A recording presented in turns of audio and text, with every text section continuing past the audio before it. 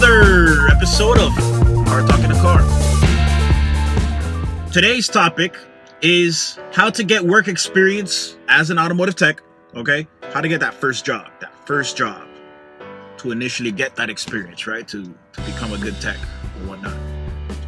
Before I get into that, I want to tell you a funny story about this shirt, and I just noticed because I was looking at this hat. I was wearing it, all right? Colorblind, and I have like this really hard trouble telling certain blues and purples apart, sometimes greens. It's not that I see black and white, it's that, I just, for some reason, I have trouble telling apart certain shades of color. So this happened to me once before with this same shirt, so I know it's a problem. I was wearing this hat, dropped my daughter off in school and everything, obviously not matching, but I couldn't really tell the difference until I put it on the camera and looked at myself, and then I said, oh my god, I'm an idiot again. Life, I'm human. Anyway, work experience, how to get that initial experience, how to get that first job, how to get hired, how to get that job that'll get you to start learning, not to start banking. Very important that you understand that. You want to look for a helper type job. You want to stay away from those quick lube or oil change jobs, right?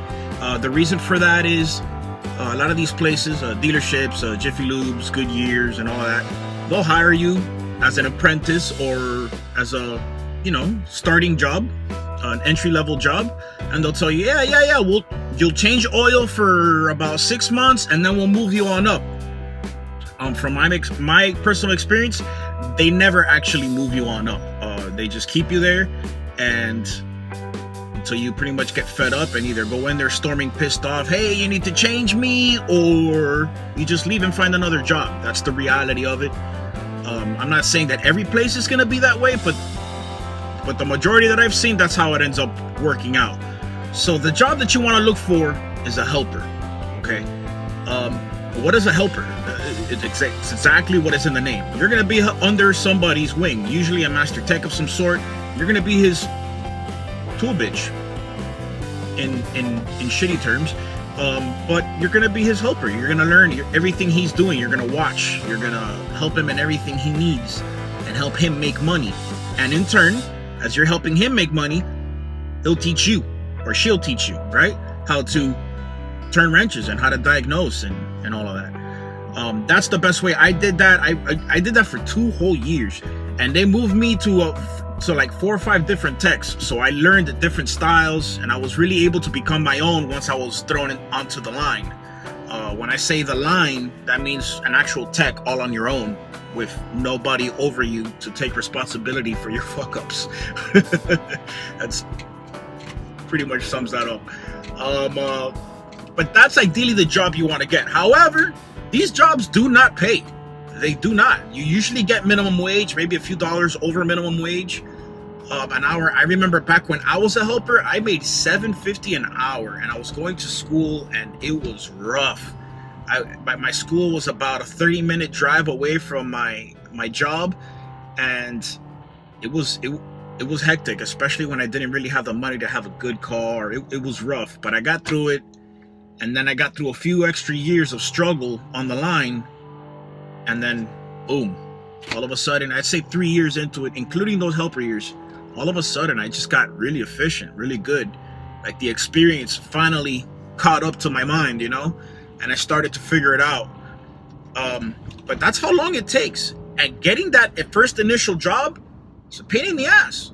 Because one, you're going to take a pay cut in most cases, because you're probably already working somewhere, and if not, then great, you're gonna get a job.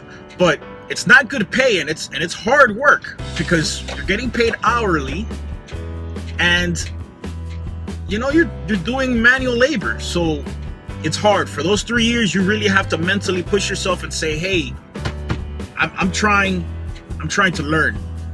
And my honest opinion, you have to have a minimum of a year under somebody.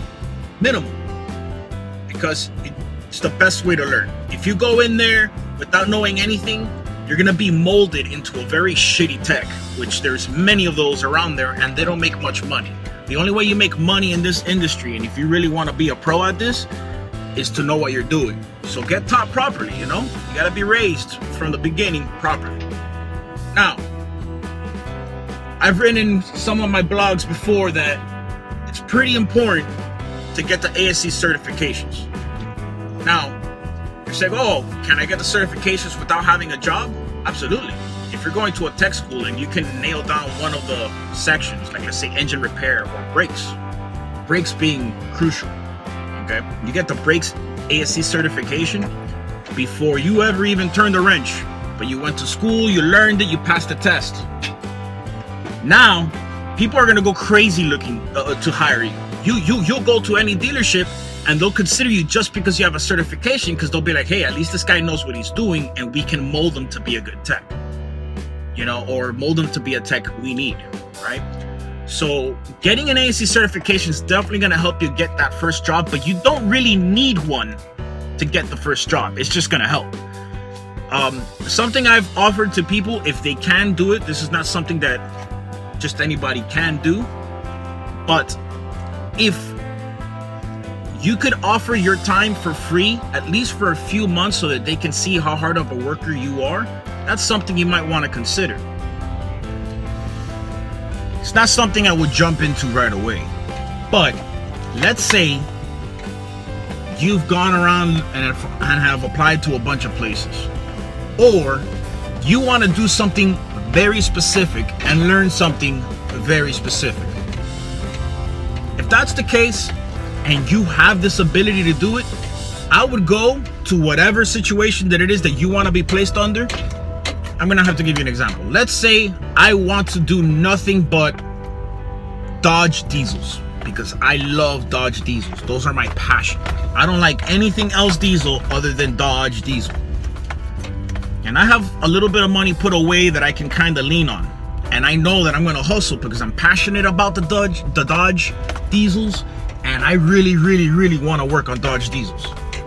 What you could do is go to a place that specializes in Dodge diesels, any type of shop, even maybe a dealership, and just tell them, hey, look, you may not be hiring, you may not be doing anything, but I'm very passionate about Dodge diesels, and I want to offer you my time as a trial for the next 2 to 3 months or whatever time period you come up with, just so that I can show you that I have a strong work ethic. Most places are not gonna disagree with that. Free labor, that's hard to come by, really. And then in that time span, you bust your ass. You show them that you're gonna be the hardest worker and that all you need is an opportunity. And I guarantee once they see that value, at the end of the 3 months, you tell them, hey, what you think? I won, you know, or whatever time period you gave them. What you think about me? They're gonna give you an honest opinion. Now, this is a risk because in this industry, very easily somebody can tell you, yeah, no, you were good, bro, and just tell you to go on your way, and they got the 3 months of labor. But that's something that you have to be willing to risk, and the person that you're giving this offer to, you gotta kind of trust in that sense too, because you don't want that to happen to you. But it's a perfect way to get your foot into any door. And then if they don't hire you, you already have 3 months of that passionate experience that you want on your resume, and it's going to help you get a job regardless. Experience is the number one thing that they look for when looking for techs, because experience is the best teacher. Other than that, let's see what else can you do to get that first job. Knowing someone is always the best. I mean, if you got an uncle that works at a shop, ask your uncle if you could work at the shop. I mean, that's the best way in through the door. Most of the jobs that I've either provided for students or I've gotten for myself has been through connections. I mean, yeah, I could just show up in most places now because I'm certified and I'm a master tech. I have more ASEs than I need, and I have experience, so people will pick me up like nothing. But it's even easier to just call someone and be like, hey, you got anybody? Yeah, man, come on over. That's it. It's that simple. But other than that, that's pretty much what you're going to need for work experience. I've been sitting here in a parking lot because I wanted to finish this rant with you guys, and I did. I am officially home. So, till next time,